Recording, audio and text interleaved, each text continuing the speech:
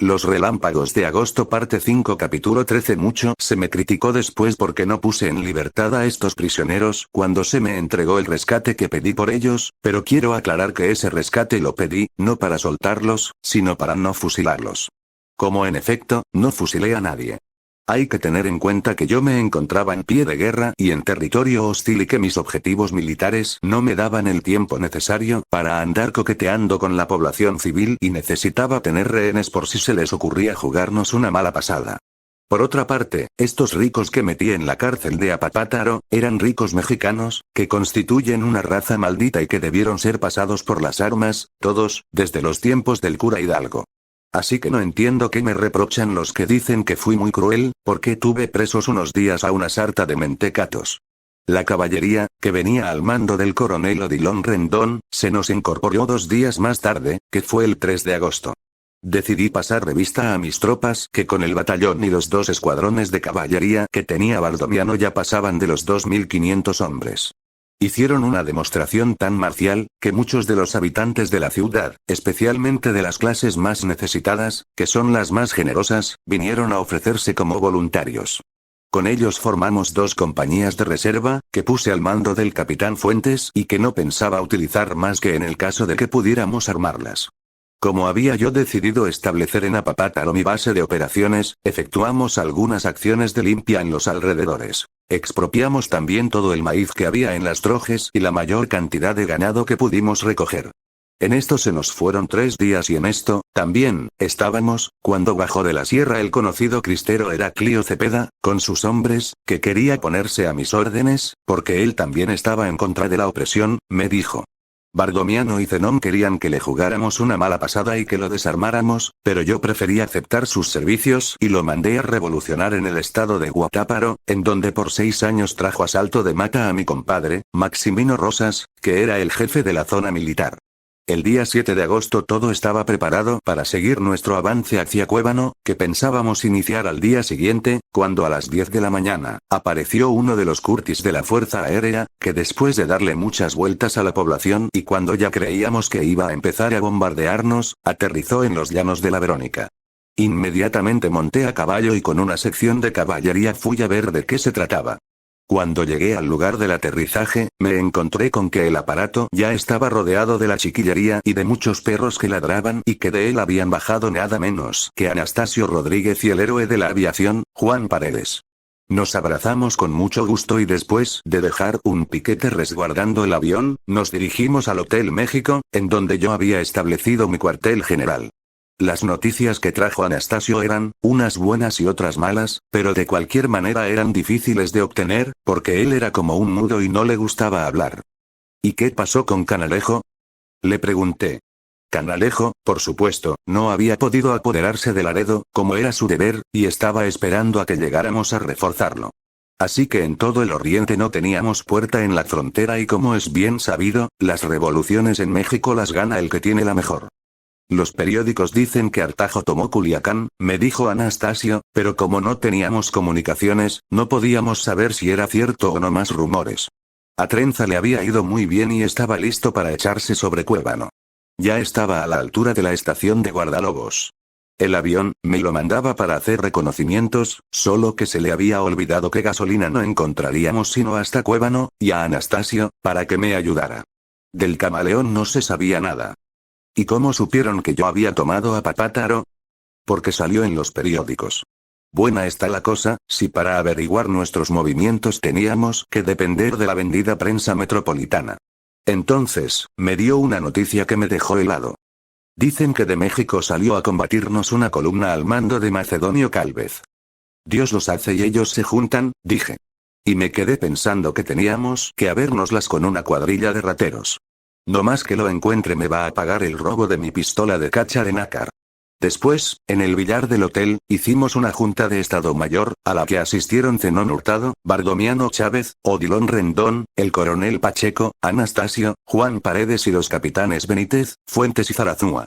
Paredes, que había volado sobre Cuébano, nos explicó el dispositivo de la defensa. La vía estaba cortada en el Zarco por el ferrocarril central, que era por el que nosotros avanzábamos, y en el Fresno, por el oriente, que era por donde avanzaba Trenza, y tenían una batería en el Cerro de San Mateo, que nos iba a dar mucha guerra. No sabíamos cuántos hombres tenían, pero estaban al mando de Macario Aguilar, que no era ningún tarugo. Dice Germán que tú les quites la artillería y que él se encarga de lo demás, dijo Anastasio. ¿Y cómo sabemos si no está defendiendo la una división? Pregunté. Yo creo que no tenemos los medios suficientes para efectuar un ataque tan importante, dijo Zenón Hurtado, que era un cobarde. En ese momento, decidí dejarlo de guarnición en Apapátaro y lanzarme al ataque. Esta noche nos ponemos en movimiento, dije, para terminar la junta. Juan Paredes hizo otro vuelo de reconocimiento y cuando regresó, se le rompió el tren de aterrizaje. Montamos el avión en una de las plataformas que habíamos encontrado y empezamos el viaje a las 8 de la noche, con todos los efectivos, menos un batallón y los voluntarios, que dejamos en Apapátaro al mando de Zenón Hurtado. Anastasio, que venía con la caballería, nos alcanzó en el Zarco, cuando estábamos reparando la vía, y nos dejó atrás. Cuando la vía estuvo reparada, seguimos nuestro camino y a las 4 de la mañana, cuando llegamos a Ilchico, empezamos a oír la balacera que tenían trabada nuestra caballería y las avanzadas del enemigo. Cuando Benítez empezó a cañonear a los federales, estos se retiraron en desbandada, pero Odilon los interceptó y les hicimos 200 prisioneros. Esta fue la acción del Chico. Mis hombres estaban llenos de entusiasmo, con tanta victoria. A 10 kilómetros de Cuevano desembarqué la tropa y, al mando de la infantería, me dispuse a conquistar el Cerro de San Mateo. Benítez, con el cañón, siguió más adelante, para bombardearlos y distraer su atención. Ya había anochecido el día siguiente y todo estaba muy callado. Al rato empezó Benítez con sus cañonazos. Ordené a mis hombres que se desplegaran en línea de combate y avanzamos. En vez del fuego mortífero que esperábamos, nos encontramos con un batallón que estaba protegiendo la artillería, que cambiaba de posición para hacerle frente a Benítez y que casi chocó con nosotros en la oscuridad. Los hicimos pedazos en menos que canta un gallo. Ordené una carga para tomar el cerro. Y allí vamos. Yo a la cabeza de mis hombres y ellos gritando embravecidos. Con tan buena suerte, que los nidos de ametralladoras estaban del otro lado del cerro, esperando un ataque de Germán Trenza, y cuando los que las manejaban estaban cambiándolas de posición, les caímos encima y los capturamos. Luego Pacheco y yo seguimos rumbo a la cumbre, donde estaba la artillería, dejando a Baldomiano que nos protegiera la retaguardia, íbamos avanzando, con mucho tiento, esperando que se nos viniera el mundo encima de un momento a otro, cuando oímos el estruendo de las mulas, que venían a la carrera, pendiente abajo, tirando de las piezas, o más bien huyendo de ellas. Poco faltó para que nos atropellaran. Fue el peor susto de la noche y casi salimos de estampida también nosotros. Pero al cabo de un tiempo, nos serenamos y logramos capturar las 4, con bagaje y parque y cuanto hay. Cuando todo estuvo tranquilo de mi lado, ordené a Benítez que dejara de bombardearnos y hasta entonces me di cuenta de que por el lado oriental de Cuevano sonaba una terrible balacera. Le ordené a Pacheco que con 2 compañías hiciera un reconocimiento. Cuando Pacheco acababa de irse, llegó Benítez en una mula, a todo galope. No soy yo el que está bombardeándolos. Hace media hora que se me acabó el parque, me dijo al llegar. Entonces, comprendí que el Shrapnel que estaba cayéndonos encima, venía nada menos que de los cañones de mi querido amigo Germán Trenza. Afortunadamente estaban tirando con tan mala puntería, que no nos causaban mucho daño. Ordené inmediatamente que fuera un mensajero a comunicarle a Germán nuestra posición. Emplace los cañones, Benítez, y hágame favor de bombardear la ciudad, ordené. Muy bien, mi general. Entonces, empezó el bombardeo que había de causar 20 bajas en la población civil. El fuego de fusilería que había por el lado oriental, cesó de pronto. Cuando regresó Pacheco, se supo que ese había sido un combate entre 2 unidades de las fuerzas de Macario, que evolucionando en la oscuridad se habían encontrado y confundido con el enemigo, es decir, con nosotros. Estos son los azares de los combates nocturnos. Alto el fuego, ordené, cuando cesó el de Trenza. Decidimos esperar a que amaneciera, porque ya era bastante la confusión. Cuando despuntó el día, vimos que el enemigo se retiraba en 3 largos trenes rumbo a México. Lanzamos gritos de júbilo, porque habíamos ganado la batalla. Cuevano era nuestro. 2 horas después de esto que acabo de relatar, esos trenes fueron interceptados por las fuerzas del Camaleón, que venían muy calladitas desde Irapuato. Macario Aguilar logró escapar y se presentó 2 días después en Celaya, que era donde Macedonio Gálvez tenía su cuartel general. Por agencias de Vidal Sánchez, se le juzgó sumariamente y se le pasó por las armas acusado de alta traición. Este fue otro de los innumerables crímenes de Vidal Sánchez, porque Macario no fue un traidor. Lo vencimos, porque nos batimos con gran bravura y tuvimos mucha suerte, eso es todo. Capítulo 14. Trenza tenía su cuartel general en el 14, en una casa que estaba cerca de la estación. Afuera había varios soldados que andaban festejando la victoria, ya medio borrachos, a pesar de que no eran ni las 9 de la mañana. Desmonté y habiendo encargado mi caballo a un asistente, entré en el mentado cuartel general, en donde estaba Trenza almorzando en compañía de Camila, que no se le separaba. Cuando él me vio, se levantó y me dijo: Lupe, hemos ganado una gran victoria. Son mucha gente, le dije, y entonces, le reclamé la mala organización de la batalla, porque él, en resumidas cuentas, no hizo más que bombardearme. Ni siquiera entró en contacto con el enemigo y si a este no se le ocurre retirarse de motu propio la batalla no hubiera sido ni la mitad de lo gloriosa que fue. Pero él no estaba para hacer caso de pequeños accidentes, como él llamaba a la falta de coordinación. Si mal organizados como estamos, les ganamos, ¿qué no será cuando nos organicemos bien? Me invitó a sentarme y Camila me dio de comer. Yo acepté agradecido, porque hacía mucho que no comía nada. Había motivo para estar satisfechos. Éramos dueños de un gran centro ferroviario, la llave de la mesa central, como se le llama en los libros de geografía, de una ciudad de 100.000 habitantes, y estábamos a 700 kilómetros de México nada más. Todavía estábamos sentados a la mesa, cuando llegó una comisión del Ayuntamiento de Cuébano. ¿Qué garantías nos dan?, nos preguntó don Pedro Vargas, que era el presidente de la Cámara de Comercio. Ninguna. Le explicamos las leyes de la guerra. La guarnición se había retirado y la ciudad estaba a nuestra merced. Cuando llegó el camaleón, nos pusimos de acuerdo y entramos en la ciudad con nuestras tropas por 3 rumbos diferentes. Hubo saqueo y para las 8 de la noche ya habíamos fusilado a 6 personas por diferentes crímenes, con lo que se restableció el orden y la ciudad quedó sometida a la ley marcial. Al día siguiente, Trenza, como jefe de la ocupación, emitió un decreto decomisando todos los víveres que había en la plaza y los valores que había en los bancos, además de tomar 20 rehenes de las mejores familias, por lo que se pudiera ofrecer. Esa tarde llegaron Valdivia, Ramírez y Horacio Flores, en los otros 2 Curtis de la Fuerza Aérea, con un tambache de proclamas y de manifiestos políticos, que habían impreso en Tampico y que se pegaron en las esquinas, pero que nadie leyó, porque la gente estaba muy asustada y no salía de sus casas. Cuando se incorporaron Anastasio Rodríguez y Odilon Rendón, hicimos una junta de jefes, para decidir, como quien dice, el futuro de la revolución. Necesitamos tener un comando supremo, dijo Valdivia en esa reunión, y siguió hablando un cuarto de hora, al cabo del cual, lo nombramos comandante en jefe del Ejército de Oriente de las Fuerzas Reivindicadoras, que era el nombre que habíamos escogido para nuestro movimiento. Una vez investido de este importante cargo, se levantó y nos dijo: no quiero dar un paso adelante sin abrir una puerta en la frontera. Nadie estuvo de acuerdo en eso. Yo abogaba porque nos echáramos sobre la columna de Macedonio antes de que acabara de concentrarse y Trenza estaba conmigo. No tenemos fuerza suficiente para semejante empresa, dijo Baldoviano Chávez, que siempre fue muy precavido. Esa es cuestión que no podemos decidir, porque no sabemos cuántos hombres tiene Macedonio, dijo Trenza. Vamos a atacarlo y si nos gana, es que no teníamos fuerza suficiente, y si no, es que sí. Yo estaba de acuerdo con Trenza. El que no se arriesga, no pasa la mar, dije. Además, cualquiera que sea su fuerza ahora, si nos esperamos va a ser mayor.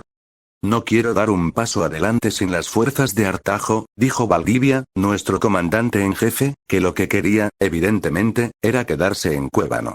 El camaleón propuso avanzar por la línea de Guadalajara, hasta encontrar a Artajo, que vendría del norte, con sus 7.000 hombres y sus 4 regimientos de artillería.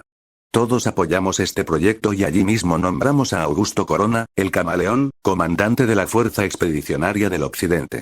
Pero a pesar de los esfuerzos de Trenza y míos, el avance sobre Celaya se pospuso para mejor ocasión, como decía el acta que levantó el capitán Zarazúa, que era nuestro secretario. Valdivia, que era un terco, volvió con su cantaleta. Quiero que abramos una puerta en la frontera para comerciar con los americanos. Se le olvidaba que no teníamos dinero con que comprar nada. Que la abra Canalejo, dijo Trenza. Canalejo no abre nada, dijo el camaleón, es el ave negra del ejército mexicano. En esto tenía mucha razón y todos lo sabíamos. Propongo que Trenza y Arroyo hagan un viaje relámpago al norte, con una fuerza escogida, y tomen el pueblo de Pacotas, dijo Valdivia.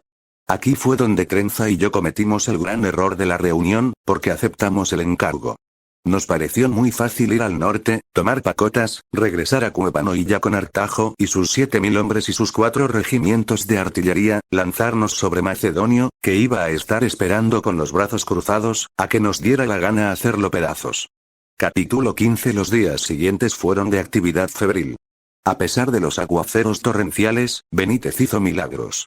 Construyó un tren blindado que era una verdadera obra maestra de la ingeniería militar. Quedamos tan satisfechos con su trabajo, que Valdivia lo ascendió a teniente coronel. El día 14 de agosto, nos pusimos en movimiento hacia el norte, en 3 trenes, el blindado y 2 de transporte. Llevábamos el 45º regimiento, al mando de Odilon Rendón, 2 batallones de infantería y 2 baterías de 75. Hicimos el viaje sin ningún percance y establecimos nuestras líneas en el kilómetro 15, Pacotas era el 0, en donde se nos reunió Canalejo, que venía con sus tropas muy desanimadas, por el fiasco de Laredo. Cuando estábamos discutiendo el plan de campaña en el tren, en donde habíamos establecido el cuartel general de la Fuerza Expedicionaria del Norte, nos avisaron que en un automóvil con bandera norteamericana había llegado Mr. Robertson, que era el cónsul en Pacotas, y que quería hablar con nosotros. Si cae una bala de aquel lado del río, nos dijo Mr. Robertson, que era un americano tan colorado que parecía que iba a reventar, el gobierno de los Estados Unidos le declara la guerra a México. Nuestro plan de ataque suponía un bombardeo previo, hecho de tal manera, que no iba a caer de aquel lado una bala, sino 1000. Pero comprenda usted que si estamos tirando de aquí para allá, algunas balas se tienen que ir para aquel lado, dijo Trenza con mucha razón. Por toda respuesta, el americano nos enseñó una carta del Departamento de Estado que, según el capitán Sánchez, que sabía inglés, decía efectivamente que nos declararían la guerra si se nos iba una sola bala. Siempre ha sido un país muy egoísta, le dije yo, que estaba enardecido. Ya estamos cansados de sus revoluciones, me contestó él. Yo le contesté que no era esa la manera de tratar a un país que había luchado tanto como México por la justicia social. Nos parece muy bien que ustedes luchen por la justicia social, pero si no nos dan garantías, los que vamos a ocupar Pacotas somos nosotros, nos dijo textualmente Mr. Robertson. Trenza, qué cosa rara, ese día estaba muy conciliador, dijo entonces.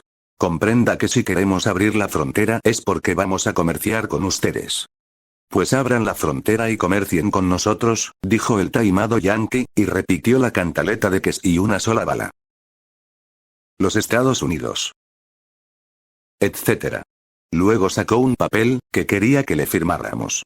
Era un compromiso de respetar las propiedades de los ciudadanos norteamericanos, y todo eso. Yo no firmo nada, dije. Y hasta tenía ganas de pasar por las armas a Mr. Robertson. Si no quiere usted firmar, me contestó, el ejército de los Estados Unidos ocupará Pacotas mañana mismo. Entonces, Trenza firmó, Canalejo firmó y a mí no me quedó más remedio que firmar. ¿Y ahora qué hacemos? Le pregunté a Trenza cuando se hubo ido el gringo. Era imposible hacer un ataque sin que la mitad de las balas cayeran del lado americano. Vamos a ver si quieren rendirse por las buenas, me contestó. Pero el coronel Medina, que era el jefe de la guarnición de Pacotas, se daba muy bien cuenta del aprieto en que estábamos y no quiso rendirse. Le ordenamos a Juan Paredes, el héroe de la aviación mexicana, que hiciera un vuelo de reconocimiento en su Curtiss, que habíamos traído en el ferrocarril para el caso. En un asunto tan peligroso, necesitábamos saber exactamente dónde estaban las defensas del enemigo. Regresó con muy malas noticias. Las defensas estaban en semicírculo alrededor de la estación, de espaldas ahí cerca del río y detrás de ellas, el general Pershing. Yo ya estaba por proponer que nos fuéramos con la música a otra parte, cuando a Benítez se le ocurrió otra de sus ideas geniales. Consistía en cargar un carro de ferrocarril con dinamita, arrastrarlo con una locomotora hasta las alturas que estaban en el kilómetro 8 y soltarlo desde allí. La vía estaba en un declive que terminaba en la estación a Pacotas y calculábamos que el vehículo llegaría con suficiente ímpetu para meterse en la casa del jefe de la estación y volar en pedazos al coronel Medina y todos sus efectivos, sin causar ningún estropicio en las propiedades norteamericanas. Este plan recibió nuestra aprobación más calurosa y como no teníamos tiempo que perder, nos pusimos en obra inmediatamente.